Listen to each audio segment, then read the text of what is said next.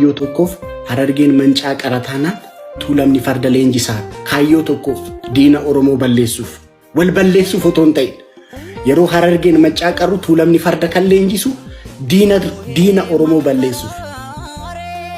Sigalee Hacaaluun maal siin jedhee seeti? Hacaaluun maal siin jedhee seeti?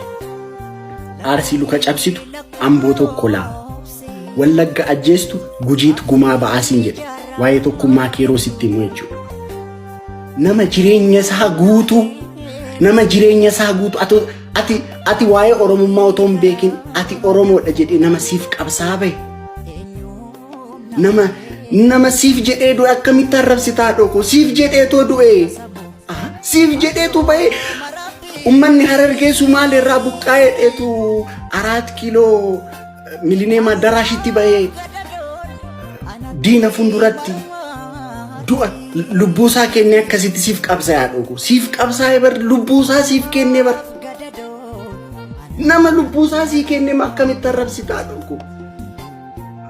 Harargeetu buqqaa'ee dheetu bar inni boo'aa ummata Harargee keessa taa'ee otoo boo'u wayyaanee fundura dhaabbatee lubbuusaa kenne nan du'aa jedhee bahe manaa dhoko. Nan du'aa ummata koof ummata Harargeef nan du'aa jedhee manaa bahe.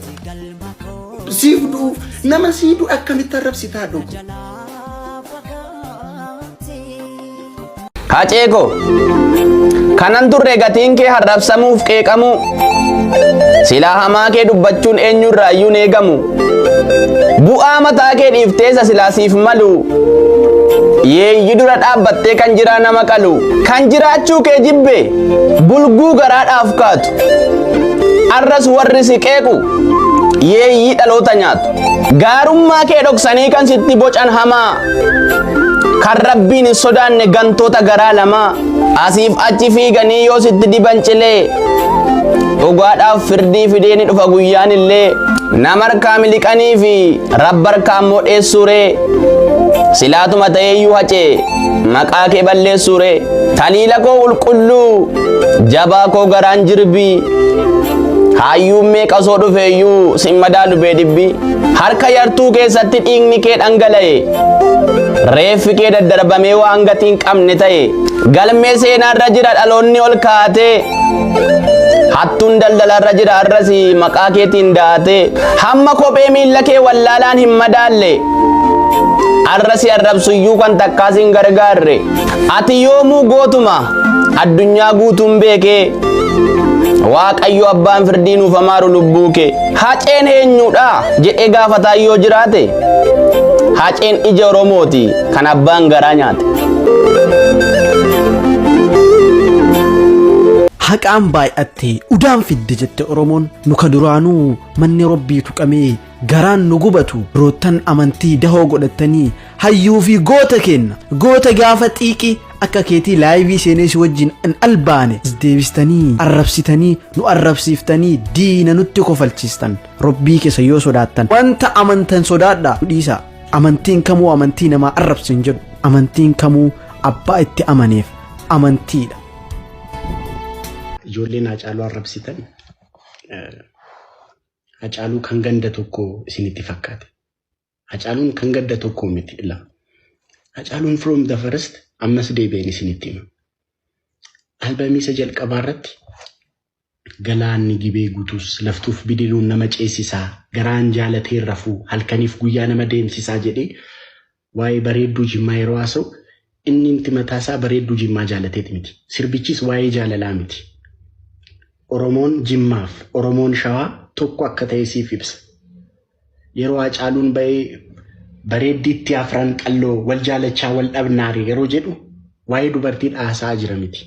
Haadhoko waa'ee Oromoof Shawaaf Oromoon Harargee tokko ta'u sitti haasaa jira.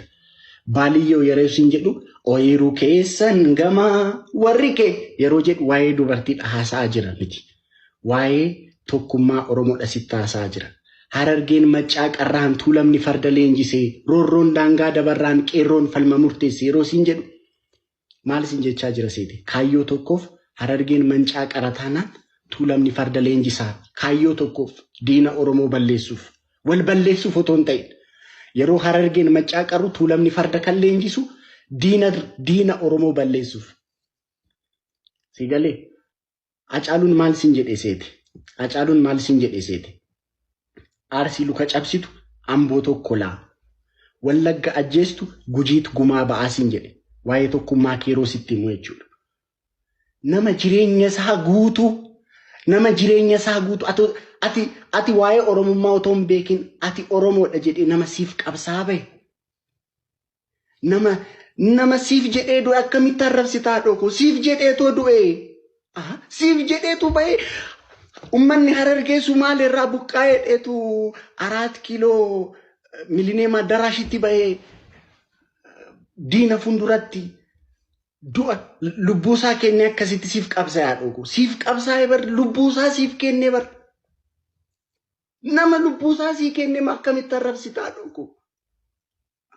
Harargeetu buqqaa'ee dheetu bar inni boo'aa uummata Harargee keessa taa'ee otoo boo'uu wayyaanee fundura dhaabbatee lubbuusaa kenne nan du'aa jedhee bahe manaa dhoko. Nan du'aa.